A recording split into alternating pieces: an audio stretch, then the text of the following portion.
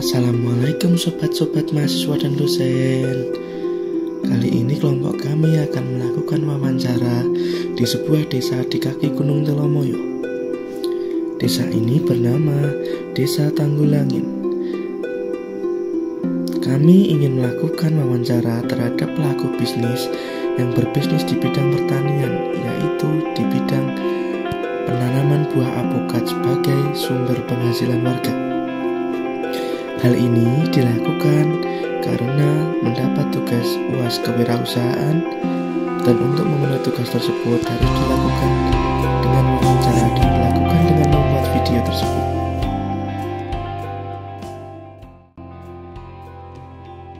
Assalamualaikum warahmatullahi wabarakatuh. Salam dosen kami kepada narasumber kita Bapak Turjaun, dan narasumber kita bernama Eko Widargo. Tak lupa perkenalkan dulu, nama saya Listi Adi Nugroho selaku mahasiswa UIN Salatiga. Kemudian narasumber kita juga Mas Eko Widargo dari UIN Salatiga.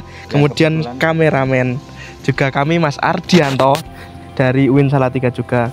Kami mohon maaf sebelumnya kami mengganggu waktunya bekerja Anda. Kami di sini mau mewawancarai seputar dunia bisnis Anda mengenai alpukat. Mohon izin untuk pertanyaan pertama kami, yaitu sejarah berdirinya bisnis alpukat ini. Ya, untuk sejarah berdirinya bisnis alpukat ini kurang lebih belum begitu lama ya. Mungkin bisa dikatakan saya mulai bisnis ini dari akhir semester 1 masuk UIN Salatiga dulu ya. Jadi kurang lebih baru sekitar 2,5 sampai 3 tahunan, Mas. Oh, berarti ini alpukatnya itu baru sebentar tapi udah keluar ya, Mas? Udah, ini kan modelnya alpukat stek. Jadi dari masa tanam sampai berbuah itu kurang lebih 3 sampai 4 tahunan, dan berhubung ini malah nggak nyampe 4 tahun ini sudah berbuah, Mas. Oh, kemungkinan ya. 3. Kemudian untuk modalnya itu kira-kira berapa kalau ingin mendirikan sebuah kebun alpukat yang sederhana tapi berpenghasilan banyak seperti ini? Oh, gini Mas, untuk modalnya nggak banyak sih, nggak banyak, cuma apa ya, kalau udah punya lahan ya tinggal beli bibit. Kalau pupuk kalian mudah bisa beli, atau kebetulan saya menggunakan pupuk kandang ya. Jadi untuk modalnya yang untuk bibit aja satunya itu sekitar 60.000.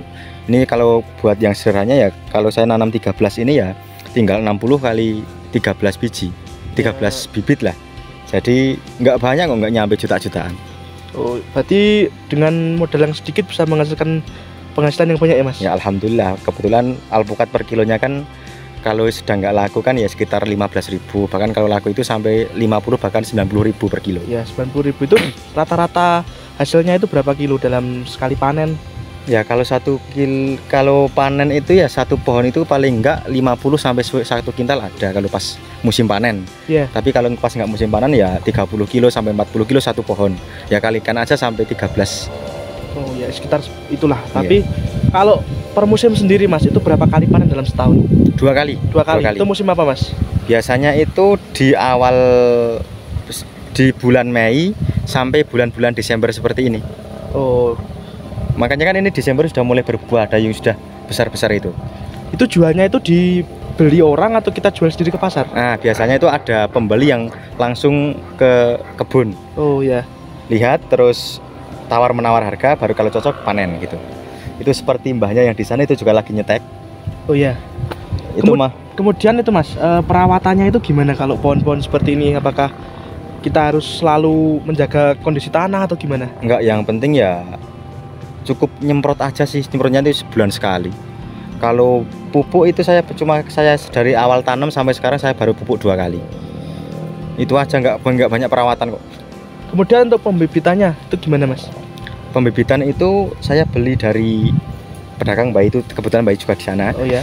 Nah, itu mbahnya itu biasanya mbahnya itu beli biji yang dari di pedagang-pedagang es itu loh. Nah, itu kemudian ditanam sendiri, kemudian kan bertunas. Nah, itu kemudian tunasnya itu dipotong, kemudian di stek dengan alpukat yang kalau ini California sih. Iya, California. Gitu. Baru nanti kalau sudah besar sekitar 3 sampai 4 bulanan baru dijual. Nah, kebetulan saya beli untuk bibitnya.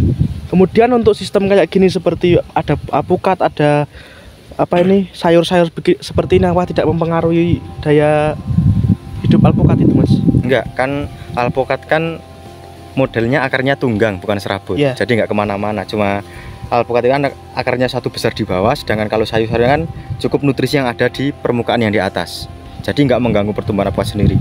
Bahkan justru alpukat ini apa ya, menjadi sumber pupuk buat tanaman-tanaman seperti kobis, cabai dan lain-lain, karena daunnya yang logrok apa itu gugur itu menjadi pupuk alami buat tanaman-tanaman seperti sayuran ini.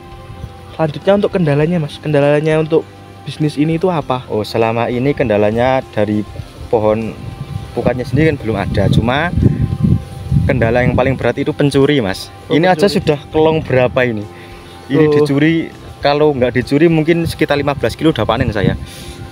Selain itu Mas, selain terkendala oleh orang-orang yang suka usil lah, itu apa Mas? Atau modal atau apa? Enggak, kalau dari segitu nggak ada. Saya dari awal panen sampai sekarang itu belum habis, dana 1 juta itu belum habis untuk perawatan.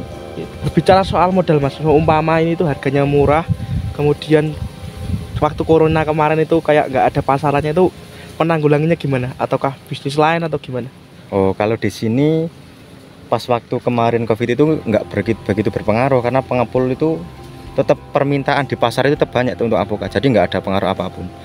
Dan mungkin kalau tambahan-tambahan bisnis ya bisa seperti ditanam sayur atau tumbuh-tumbuhan lain yang mungkin lebih menghasilkan. Tapi dari segi alpukat sendiri nggak begitu ada masalah waktu-waktu itu. Untuk produk pengolahnya sendiri Mas, biasanya itu jadikan apa ini alpukat ini? Alpukat ya dijual ke pasar, terus dibuat itu loh es di pinggir jalan, jus alpukat gitu, sama ke pabrik ya. Pabrik. Terus Masnya apakah punya rencana sendiri untuk mengolah alpukat ini menjadi kuliner sendiri di bidangnya sendiri atau gimana? Ya mungkin kalau sekarang belum kepikiran, tapi entah nanti kalau sudah wisuda saya mungkin berpikiran untuk bisnis atau mau cari inovasi baru, jenis alpukat baru yang mungkin saya alpukat California saya stek dengan alpukat lokal kan mungkin bisa. Kira-kira itu omset pendapatannya itu satu kotak sawah ini untuk alpukat dan sayur itu berapa Mas?